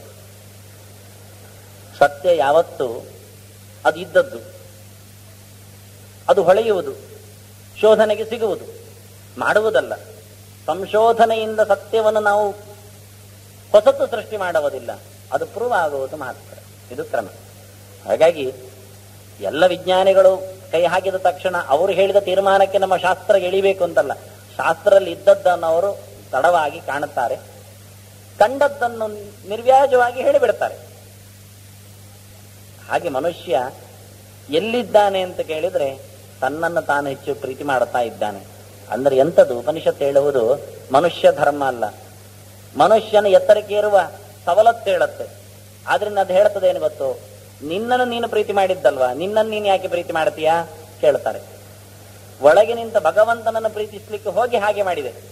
ಆತ್ಮಾವರೇ ದ್ರಷ್ಟವ್ಯ ಶ್ರೋತವ್ಯ ಮಂತವ್ಯ ನಿಧಿಧ್ಯಾಸಿತವ್ಯ ಅಂತ ಕಡೆ ಮಾಡುತ್ತೆ. ಅದು ಕಡೆಗೆ ಹೇಳುವಾಗ ಅದು ಯಾರು ನಾನು ಅಂದ್ರೆ, ನೀನು ನನಗೋಸ್ಕರ ಹೆಂಡತಿ ಪ್ರೀತಿ, ನನಗೋಸ್ಕರ ದುಡ್ಡು ಪ್ರೀತಿ, ನನಗೋಸ್ಕರ ಸಂಪತ್ತು ಮಕ್ಕಳು ಅಂತ ಹೇಳಿದ್ದಿ, ಅದು ಯಾರು ನಾನು ಅಂದ್ರೆ ನೋಡು ಕೈ ಹಾಕಿ ಅಂದ್ರೆ. ಇಷ್ಟೆಲ್ಲ ಮಾಡಿಯೋ ನಾನು ಸಿಗುವುದಿಲ್ಲ, ಆದ್ರೆ ಅದಕ್ಕೆ ಯಾರದು ನಾನು ಅಂದ್ರೆ ಅದು ಭಗವಂತ ಒಳಗೋದಿದ್ದಾನೆ. ಅವನಿಗೋಸ್ಕರ ಈ ಹೆಂಡತಿ. ಇಷ್ಟಂ ದತ್ತಂ ಉತಂ ಜಪ್ತಂ ಪೂರ್ತಂ ಯಚ್ಚಾತ್ಮನ ಪ್ರಿಯಂ ದಾರಾನ್ ಸುತಾನ್ ಪ್ರಿಯಾನ್ ಪ್ರಾಣಾನ್ ಯತ್ ಪರಸ್ಮೈ ನಿವೇದಯೇತ್. ನಾವು ನಮ್ಮ ಲೈಫ್ ಇನ್ಶೂರೆನ್ಸ್ ಅಂತ ಹೇಳಿಕೊಂಡು ಜೀವ ಎಲ್ಲ ವಿಮೆ ಮಾಡಿರ್ತೇವೆ. ಅವ್ರ ಗರ್ಭದಲ್ಲಿ ಹೇಳ್ತಾರೆ ಯೋಗಕ್ಷೇಮಂ ವಹಾಮ್ಯಹಂ, ಕೃಷ್ಣ ಹೇಳಿದ್ದು. ದುರ್ದೈವಕ್ಕೆ ಅಹಂ ಶಬ್ದ ಇರೋದು ಕೃಷ್ಣನಿಗೆ, ಅಲ್ಲಿ ನಾನು ಅಂತ ಅವ ಹೇಳಬಹುದು, ಉಳಿದವರು ಹೇಳೋದೇನು. ಅವರು ಕ್ಷೇಮ ಇಲ್ಲ, ಯೋಗ ಮಾಡ್ತಾರಷ್ಟೇ. ಯಾರಾದ್ರೂ ಸತ್ರೆ, ಗಂಡ ಸತ್ತ, ದುಡ್ಡು ದಂಡು ಕೊಡ್ತಾರೆ, ಕ್ಷೇಮ ಆಯ್ತು. ಯೋಗ ಬಂತ, ಗಂಡ ಬಂದ, ಯಾರು ಯೋಚನೆ ಮಾಡಲಿಲ್ಲ. ಒಂದು ತಪ್ಪಿ ಇನ್ನೊಂದು ಬರೋದು ಯಾರಿಗೆ ಬೇಕು? ಮೊನ್ನೆ ಹೇಳಿದ ಉದಾಹರಣೆಯಂತೆ ಹಾಗಾಗತ್ತೆ ಅಷ್ಟೆ. ಅಂತ ನಿಜವಾಗಿ ನಾವು ಎಲ್ಲಿ ವಿಮೆ ಮಾಡಬೇಕು ಅಂದ್ರೆ ಭಗವಂತನಲ್ಲಿ ಮಾಡಬೇಕಂತ. ದಾರಾನ್ನು ಸುತಾನ್ನು ಪ್ರಿಯಾನ್ನ ಪ್ರಾಣಾನ್. ಒಂದು ಸಮಯ ಇತ್ತದು, ಮಕ್ಕಳನ್ನು ಹುಟ್ಟಿದ ನಂತರ 3 ತಿಂಗಳ ಹೊತ್ತಿನಲ್ಲಿ ಹೊತ್ತುಕೊಂಡೋಗಿ ದೇವಸ್ಥಾನಕ್ಕೆ ಇಡುವುದು, ಸೂರ್ಯನಿಗೆ ತೋರಿಸುವುದು. ಅದಕ್ಕೆ ಉಪನಿಷ್ಕ್ರಮಣ ಅಂತಾರೆ. ನಾನು ಸಂಸ್ಕಾರದ ಬಗ್ಗೆ ಮಾತಾಡ್ಲಿಕ್ಕಿತ್ತು, ಯಾವುದು ಹೇಳೋದು ಎಷ್ಟು ಹೇಳೋದು. ನಾನು ಹೊರಗೆ ಕರ್ಕೊಂಡು ಹೋಗುವುದು ಅಂತ ಯಾಕೆ ಅಂದ್ರೆ ಬೀದಿಗೆ ಮೆರವಣಿಗೆಗೆ ಅಲ್ಲ, ಹೋಗಿ ದೇವಸ್ಥಾನಕ್ಕೆ ಮಗುವನ್ನು ಒಪ್ಪಿಸುವುದು. ಇದರ ಎಲ್ಲ ಜವಾಬ್ದಾರಿ ನೀನು ಅದು ಒಪ್ಪಿಸಿದ್ದೇನೆ, ಗೋವಿಂದ, ಮುಗೀತು. ದೇವರಿಗೆ ಕಾಣಿಕೆಯಾಗಿ ಇಷ್ಟಂ ದತ್ತಮನ್ನು ಮಾಡಿದ್ದು, ಕೊಟ್ಟದ್ದು, ತಿಂದದ್ದು ಎಲ್ಲ ದೇವರಿಗೆ ಹೇಗೋ ಹಾಗೆ ನನ್ನ ಮನೆಯಲ್ಲಿ ಹುಟ್ಟಿ ಬಂದ ಒಂದು ದೊಡ್ಡ ವಸ್ತು ಇದು ನಿನಗೆ ಒಪ್ಪಿಸಿದ್ದೇನೆ, ವಿಮೆ, ಪ್ಲೆಜ್. ದಾರಾನ್ನು ಸುತಾನ್ನ ಪ್ರಿಯಾನ್ನ ಪ್ರಾಣ. ಹಾಗೆ ಮದುವೆ ಆದ ನಂತರವೂ ವಿಷ್ಣು ದೇವಸ್ಥಾನಕ್ಕೆ ಹೋಗ್ಲಿಕ್ಕೆ ಉಂಟು. ಮರ್ತಿದ್ದೇವೆ ನಾವು, ಇವಾಗ ಹೋಗೋದಿಲ್ಲ. ಮದುವೆ ಆದ ನಂತರ ಎಲ್ಲಿ ಹೋಗುವುದು ಗೊತ್ತುಂಟು ನಮಗೆ ಅಷ್ಟೇ. 60ರ ಶಾಂತಿ ಆದ ನಂತರ ಹೋಗ್ಲಿಕ್ಕೆ ಹೇಳ್ತಾರೆ. ಒಂದ್ಸತಿ ಹುಟ್ಟಿ ಬಂದೆ ಅಂತ ಅರ್ಥ, ನೀನು ಹೋಗಿ ಬಾ ಅಂತ. ಹೋಗಿ ಬರ್ಲಿಕ್ಕೆ ಉಂಟವ, ಅದನ್ನು ನಿಲ್ಲಿಸಿದ್ದಾರೆ ಇವತ್ತು. ಅದು ಮರ್ತೋಗಿದೆ, ಕೆಲವೆಲ್ಲ ಬಿಟ್ಟು ಹೋಗಿದೆ, ಮರ್ತೋಗಿದೆ, ನಿಲ್ಲಿಸಿದೆ. ಇದು ಹೇಳ್ತಾರೆ ಗಳಿಗೆ ಗಳಿಗೆಗೆ ದೇವರಿಗೆ ಯತ್ ಕರೋಷಿ ಯದಶ್ನಾಸಿ ಯಜ್ಜುಹೋಸಿ ದದಾಸಿ ಯತ್ ತಪಸ್ಸಿ ಕೌಂತೆಯ ತತ್ಪುರುಷ ಅದರ್ಪಣ. ನೀನೇನ್ ಮಾಡ್ತೀಯನ್, ತಿಂತೀಯನ್, ಕೊಡ್ತೀಯನ್, ನೋಡ್ತಿ, ಎಲ್ಲ ನನಗ್ ಕೊಡು ಅಂತಾನೆ ದೇವರು. ಬಾಯಿ ಬಿಟ್ಟು ನನಗ್ ಕೊಡು ಅಂತ ಹೇಳೋದು ಕೃಷ್ಣ. ಅಂದ್ರೆ ಶ್ರೀ ಕೃಷ್ಣಾರ್ಪಣ ಮಸ್ತು. ಅಷ್ಟಾದ್ರೂ ನಾಲಿಗೆಯಲ್ಲಿ ಹೇಳಲಿಕ್ಕೆ ಕಷ್ಟ ಆಗ್ತದೆ ಕೇಳ್ತಾರೆ. ಇಷ್ಟೆಲ್ಲ ಆಗಿ ಯಾಕೆಂದ್ರೆ ನಾವು ಹೇಳುತ್ತೇವೆ, ನಾವಲ್ಲ. ಇವತ್ತು ಸುಮಾರು 2-3 ಸಾವಿರ ಭಾಷೆಯಲ್ಲಿ ಅನುವಾದಗೊಂಡದ್ದು ಗೀತೆ. ನಮ್ಮ ಗೀತೆ ಸಾಮಾನ್ಯ ಇಲ್ಲ, ನಮ್ಮಲ್ಲಿ ಮಾತಾಡದೆ ಹೋಗಿರಬಹುದು, ಸಂಸ್ಕೃತಜ್ಞರ ಕೈಯಲ್ಲಿ ಅದು ಸೋತಿರಬಹುದು. ಆದರೆ ಸಾವಿರಾರು ಭಾಷೆಯಲ್ಲಿ ಅನುವಾದಗೊಂಡು ಕೋಟಿಗಟ್ಟಲೆ ಮಂದಿ ತಲೆಯಲ್ಲಿ ಹೊತ್ತುಕೊಂಡಿದ್ದಾರೆ ಅದನ್ನು. ಅದರ ಪ್ರಾಮಾಣ್ಯವನ್ನು, ಅದರ ಎತ್ತರವನ್ನು, ಅದರ ಬೋಧನೆಯನ್ನು, ಅದರ ಸಂದೇಶವನ್ನು, ಅವರ ಉಪದೇಶವನ್ನು ಅದೇನು ಹೇಳಿದೆ ಅಂದ್ರೆ ಯತ್ ಕರೋಷಿ ಯದ್ ಅಶ್ನಾಸಿ ಯಜ್ಜುಹೋಸಿ ದದಾಸಿ ಯತ್ ತಪಸ್ಯಸಿ ಕೌಂತೆಯ ತತ್ಪುರುಷ್ವ ಮದರ್ಪಣಂ ಅಂತ ಕೃಷ್ಣ ಬಾಯಿ ಬಿಟ್ಟು ಹೇಳ್ತಾನೆ. ನನಗ್ ಕೊಡೋದು ನೀನು ಮಾಡಿದ್ದನ್ನು, ತಿಂದದ್ದನ್ನು, ಕೊಟ್ಟದ್ದನ್ನು, ನೋಡಿದ್ದನ್ನು ಏನಿದ್ರು ಶ್ರೀಕೃಷ್ಣಾರ್ಪಣ ಮಸ್ತು ಎನ್ನುವ ವಾಕ್ಯ ಬರಲಿ ಅಂತ ಅದನ್ನು ಹೇಳಿದ್ರು. ನೀನು ಎಲ್ಲಿ ಯಾರ್ಯಾರದ್ದು ನಿನ್ ಜೀವವನ್ನು ಒಂದು ಕಡೆಗೆ, ನಿನ್ನ ಮನೆಯನ್ನು ಒಂದು ಕಡೆಗೆ, ನಿನ್ನ ಹೆಂಡತಿಯನ್ನು ಒಂದು ಕಡೆಗೆ, ಇವರನ್ನೆಲ್ಲ ವಿಮೆ ಇಡೋದಕ್ಕಿಂತ ದೇವರಲ್ಲಿ ಯಾರು ಇಟ್ಟಿದ್ದಾರೆ ನೋಡಿ. ದೇವರು ಹೇಳ್ತಾರೆ ನನ್ನಲ್ಲಿ ಇಡು, ನಾನು ಎಲ್ಲವನ್ನೂ ನೋಡಿಕೊಳ್ಳುತ್ತೇನೆ. ನನ್ನ ಬಗ್ಗೆ ವಿಶ್ವಾಸ ಇಲ್ಲ, ಭರವಸೆ ಇಲ್ಲ. ನಾನು ಕೊಟ್ಟದ್ದು ಸಾಲದು, ಎಲ್ಲ ಕೊಟ್ಟದ್ದು ಅವನೇ. ಮಗು ಕೊಟ್ಟದ್ದು ಅವನೇ, ಮಕ್ಕಳ ಆರೋಗ್ಯ ಕೊಟ್ಟದ್ದು ಅವನೇ, ಹೆಂಡತಿಯ ಚತುರತೆಯೂ ಅವನೇ. ಯದ್ಯದ್ ವಿಭೂತಿ ಮತ್ಸತ್ವಂ ಶ್ರೀಮಧೂರ್ಜಿತಮೇವ ತತದೇವ ಅವಗಚ್ಚತ್ವ ಮಮ ತೇಜವಂಶ ಸಂಭವಂ. ಎಲ್ಲಿ ಒಳ್ಳೆಯತನ ಅಂತ ಉಂಟು ಅದೆಲ್ಲ ನನ್ನದು ಅಂತಾನೆ. ನಾವೇನೋ ಗಟ್ಟಿ ಹೇಳ್ತೇವೆ ಗಾಡ್ ಈಸ್ ಗ್ರೇಟ್ ಅಂತ, ಅದು ಇದ್ದದ್ದೇ. ಇದೆಂತ ಗೊತ್ತು, ಗ್ರೇಟ್ ಈಸ್ ಗಾಡ್ ಅಂತ. ಎಲ್ಲಿ ಎಲ್ಲಿ ದೊಡ್ಡತನ ಉಂಟು ಅದು ಭಗವಂತ. ಅದಕ್ಕೆ ದೇವರನ್ನು ಎಲ್ಲಿ ಕಡೆಯಲ್ಲಿ ನೋಡಿ ಎಲ್ಲದರಲ್ಲಿ ನೀನು ಹಿಂದೆ ಬಾ. ಸ್ವತ್ತಿಗಾಗಿ ಕೈ ಓಡಿಸಬೇಡ, ಸಿಗಲಿಲ್ಲ ಅಂತ ಪರಿತಪಿಸಬೇಡ. ಒಳಗಿನ ಭಗವಂತನಿಗೆ ಪ್ರೀತಿ ಆಯ್ತಲ್ಲ ಅದು ಮಾಡಿ. ಹೆಂಡತಿಯನ್ನು ಪ್ರೀತಿಸು, ಹೆಂಡತಿಗಾಗಿ ಅಲ್ಲ, ಒಳಗಿದ್ದ ಭಗವಂತನಿಗಾಗಿ. ಇದಕ್ಕಿನ್ನೊಂದು ಅರ್ಥ ಅದು. ಹೆಂಡತಿ ಗಂಡನನ್ನು ಪ್ರೀತಿಸ್ತಾಳೆ, ಗಂಡನಿಗಾಗಿ ಅಲ್ಲ, ಒಳಗಿದ್ದ ಭಗವಂತನಿಗಾಗಿ. ಮಕ್ಕಳನ್ನು ಇಬ್ಬರೂ ಸೇರಿ ಪ್ರೀತಿಸ್ತಾರೆ, ದೇವರು ಕೊಟ್ಟ ದೊಡ್ಡ ಭಾಗ್ಯ, ಅದರ ನೆನಪು. ಅದಕ್ಕೋಸ್ಕರ ಭಗವಂತನ ಹೆಸರು ಇಡ್ತಾರೆ, ಅದೇ ನಾಮಕರಣ. ಭಗವಂತನ ಹೆಸರನ್ನು ಇಟ್ಟು ಕರೆದಾಗೆಲ್ಲ ಭಗವಂತನ ನೆನಪಾಗಲಿ ಅಂತ ಹೇಳಿ ಆ ಮಗುವಿಗೆ ಇಡ್ತಾರೆ. ಇವತ್ತೆಂದು ಆಟಲ್ಲೋ ಬಿಟ್ಟಲ್ಲೋ ಎಲ್ಲ ಇಟ್ರೆ ಎಂತೆಂಥದ್ದು ನೆನಪಾಗುತ್ತೆ. ಯಾರೋ ಮನಿತ್ತು ತಮಾಷೆ ಮಾಡಿದ್ರು, ಕೃಷ್ಣ ಅಂತ ಹೆಸರಿಟ್ಟದ್ದಂತೆ, ಕಡಿಯುವುದು ಕಿಟ್ಟ ಅಂತ. ಅಲ್ಲಿ ಕಿಟ್ಟ ಅಂದ್ರೆ ಎಂತದ್ದು, ಕೋಶದಲ್ಲಿ ಕಿಟ್ಟ ನಮಗೆ ಗೊತ್ತು, ವೇಸ್ಟೇಜ್ ಅನ್ನು ಕಿಟ್ಟ ಅಂತ ಕರೀತಾರೆ. ಅದಾಗಬಾರ್ದಂತಾರೆ. ಕಸಕಡ್ಡಿಗಳನ್ನು ಕಿಟ್ಟ ಅಂತಾರೆ ಕನ್ನಡದಲ್ಲಿ. ಸಂಸ್ಕೃತದಲ್ಲಿ ಕಿಟ್ಟ ಮಲಹ ಅಸ್ತ್ರಿಯಾಮ್ ಅಂತ ಕೋಶಕಾರ. ಆಗಬಾರ್ದು. ಸ್ವಚ್ಛವಾದ ಮಾತಿನಲ್ಲಿ ಭಗವಂತನ ಚಿಂತನೆ ಬರುವಂತೆ ಕರಿ. ಮಗು ಹೆಸರಿಟ್ಟು ಹಾಗೆ ಕರಿ, ದೇವರ ನಾಮೋಚ್ಚಾರಣೆ ಆಗಲಿ. ಹಾಗೆ ಮಕ್ಕಳನ್ನು ಪ್ರೀತಿಸುವುದು ಮಕ್ಕಳೊಳಗಿನ ಭಗವಂತನಿಗಾಗಿ. ಎಷ್ಟು ಸಮಯ ಇರ್ತಾರೋ ಅವ್ರು ನಮ್ಮೊಟ್ಟಿಗೆ, ಯಾರೇ ಆಗಲಿ, ಯಾರನ್ನೇ ದೇವರು ಕೊಡ್ಲಿ, ನಮ್ಮ ಏನೋ ಋಣ ಬಾಕಿ ಇರಬೇಕು, ಅದಕ್ಕೆ ಬಂದಿದ್ದಾರೆ. 20 ವರ್ಷ ನಮ್ಮ ಮನೆಯಲ್ಲಿ ತಿನ್ನುವುದು ಯಾಕೆ ಅಂದ್ರೆ ತಿನ್ಲಿಕ್ಕೋಸ್ಕರ ಅಲ್ಲ, ನಾವು ಪಡೆದಿದ್ದೇವೆ ಹಿಂದಿನ ಜನ್ಮದಲ್ಲಿ ಕಾಣುತ್ತೆ. ಆ ಮುಖಾಂತರ ದೇವರು ನಮ್ಮ ಕರ್ಮವನ್ನು ಮುಗಿಸ್ತಾ ಇದ್ದಾನೆ. ಅದಕ್ಕೋಸ್ಕರ ಪ್ರೀತಿಯಿಂದ, ಇದು ಪ್ರೀತಿ. ಭಕ್ತಿ ಅಂದ್ರೆ ಎಲ್ಲಿ ನೋಡಿದರಲ್ಲೇ ಭಗವಂತನ ಎತ್ತರವನ್ನು ಕಂಡು ಅನ್ಯೋನ್ಯವಾಗಿ ಎತ್ತರಕ್ಕೆ ಇರುವ ಕ್ರಮ ಇದ್ದದ್ದರಲ್ಲಿ. ಹಾಗಾಗಿ ತಿನ್ನುವ ಪದಾರ್ಥದಲ್ಲಿ ಭಗವಂತ ಇದ್ದಾನೆ ಯೋಚನೆ ಮಾಡು. ಅನ್ನ ನಿಂದ್ಯಾ ತದ್ವ್ರತಂ ಅಂದ್ರು. ಅನ್ನವನ್ನು ನಿಂದಿಸಬೇಡ, ಅದು ಭಗವಂತ. ಆದ್ಯತೆ ಅತ್ಯಜ ಭೂತಾನಿ ತಸ್ಮಾದನ್ನಂ ತದುಚ್ಯತೆ. ಇಡೀ ಜಗತ್ತನ್ನು ತಿನ್ನುವ ಅನ್ನ ಅದು ನಮಗೆ ಉಪಯೋಗಕ್ಕೆ ಬಿದ್ದಿದೆ ಈಗ. ಅದನ್ನು ಪ್ರತಿ ಪದಾರ್ಥದಲ್ಲಿ ಭಗವಂತ ಇದ್ದಾನೆ ಅಂತ ಯೋಚನೆ ಮಾಡ್ತಾ ತಿನ್ನು. ಸ್ವತ್ತು ಅದು ದುಡ್ಡು, ಅದು ಭಗವಂತ ಅವನು ಕೊಟ್ಟದ್ದು ಐಸಿರಿ, ಅದನ್ನು ಚೆನ್ನಾಗಿ ಉಪಯೋಗಿಸು, ಕೆಟ್ಟ ಪದಾರ್ಥಕ್ಕೆ ಹಾಕಬೇಡ. ದುಡ್ಡು ಅದು ಲಕ್ಷ್ಮಿ, ಅದನ್ನು ತಂದು ನಾರಾಯಣನಿಗೆ ಧರ್ಮ ಕಾರ್ಯಕ್ಕೆ ವಿನಿಯೋಗಿಸಿದ್ರೆ ಲಕ್ಷ್ಮೀ ನಾರಾಯಣರ ಮದುವೆ ಮಾಡಿದ ಪುಣ್ಯ ಬರುತ್ತೆ. ಇದು ವಿವಾಹ. ದುಡ್ಡು ಕೊಡುವುದು ಅಂದ್ರೆ ಹಾಗೆ, ಕಾಣಿಕೆ ಡಬ್ಬಿಗೆ ಬೀಳ್ತದೆ ಅಂದ್ರೆ ಅದು ಲಕ್ಷ್ಮಿ ನಾರಾಯಣನ ಬಳಿಗೆ ಬಂದಂತ ಒಳ್ಳೆ ಜಾಗಕ್ಕೆ ಹೋಗ್ಲಿ. ನಾವು ಅದನ್ನು ಸಾರಾಯಿ ಅಂಗಡಿ ಹಾಕಿದ್ರೆ ಏನಾಗುತ್ತೆ? ಅನ್ಯಾಯ. ನಾವು ಹುಡುಗಿಯನ್ನು ಎಲ್ಲಿಯಾದ್ರೂ ಬೇಡದಿದ್ದವನಿಗೆ ಕಟುಕನಿಗೆ ಕಟ್ತೇವೇನು? ಇಲ್ಲ. ಹಾಗೆ ಸ್ವತ್ತು ಲಕ್ಷ್ಮಿ ಅದು ಒಂದು ಹುಡುಗಿ ಇದ್ದಾಗೆ, ಒಂದು ಕೈ ಹಿಡಿದ ಹೆಣ್ಣು, ಅದು ಮನವೊಲಿದು ಬಂದ ಹೆಣ್ಣು, ಮನೆಯೊಳಗೆ ನಿಂತ ಲಕ್ಷ್ಮಿ, ಅದು ಗೃಹಲಕ್ಷ್ಮಿ. ಅದು ಹಾಗೆ ಬಹಳ ಚಂದವಾಗಿ ಎಲ್ಲಿ ನೋಡಿದರಲ್ಲಿ ಭಗವಂತನ ಎತ್ತರವನ್ನು ಕಾಣುತ್ತಾ ಕೈ ಮುಗಿದು ತಲೆಯೊಳಗೆ ತುಂಬಿಸಿಕೊಂಡು ಆತ್ಮನನ್ನು ಪ್ರೀತಿಸಿ. ಒಳಗೆ ನಿಂತ ಪರಮಾತ್ಮ ತಥೈವೈಕಃ ದೇಹೇಸ್ಮಿನ್ ನಿತಿತಶ್ರುತಿ. ಪ್ರತಿಯೊಂದು ದೇಹದಲ್ಲಿ ಭಗವಂತ ತುಂಬಿದ್ದಾನೆ ಎನ್ನುವ ಎಚ್ಚರ ಇದ್ದು ಅಂತ ಆತ್ಮನನ್ನು ಕೇಳಲಿಕ್ಕೆ, ನೋಡ್ಲಿಕ್ಕೆ, ಮನನ ಮಾಡಲಿಕ್ಕೆ, ಅವನ ಬಗ್ಗೆ ಚಿಂತನೆ ಮಾಡಲಿಕ್ಕೆ ನೀನು ಪ್ರಯತ್ನಿಸುವಂತ ಭೀಷ್ಮರು ಮೋಕ್ಷ ಧರ್ಮದ ಚಂದದ ಒಂದು ಚಿಂತನೆಯನ್ನು ಕೊಡ್ತಾ ಇದ್ದಾರೆ. ಮತ್ತೆ ನಾಳೆಯೂ HVL ರಾಯರು ಹೇಳಿದ ಹಾಗೆ ಅವರು ಶಾಂತಿ ಪರ್ವ ಬರಲಿ ಅಂತ ಗೇಟ್ ತೆಗೆದ್ರೆ ಶಾಂತಿ ಪರ್ವ. ಯಾಕೆಂದ್ರೆ ಸಂಸ್ಕಾರಗಳು ಅಂದ್ರೆ ಕೆಲವೇ ಮಂದಿಗೆ ಅದು ಹೆಚ್ಚು ಉಪಯೋಗಕ್ಕೆ ಬೀಳುತ್ತದೆ. ಯಾವುದು ಬೇಕೋ ಅದು. ಶ್ರೀಕೃಷ್ಣ ಅರ್ಪಣ.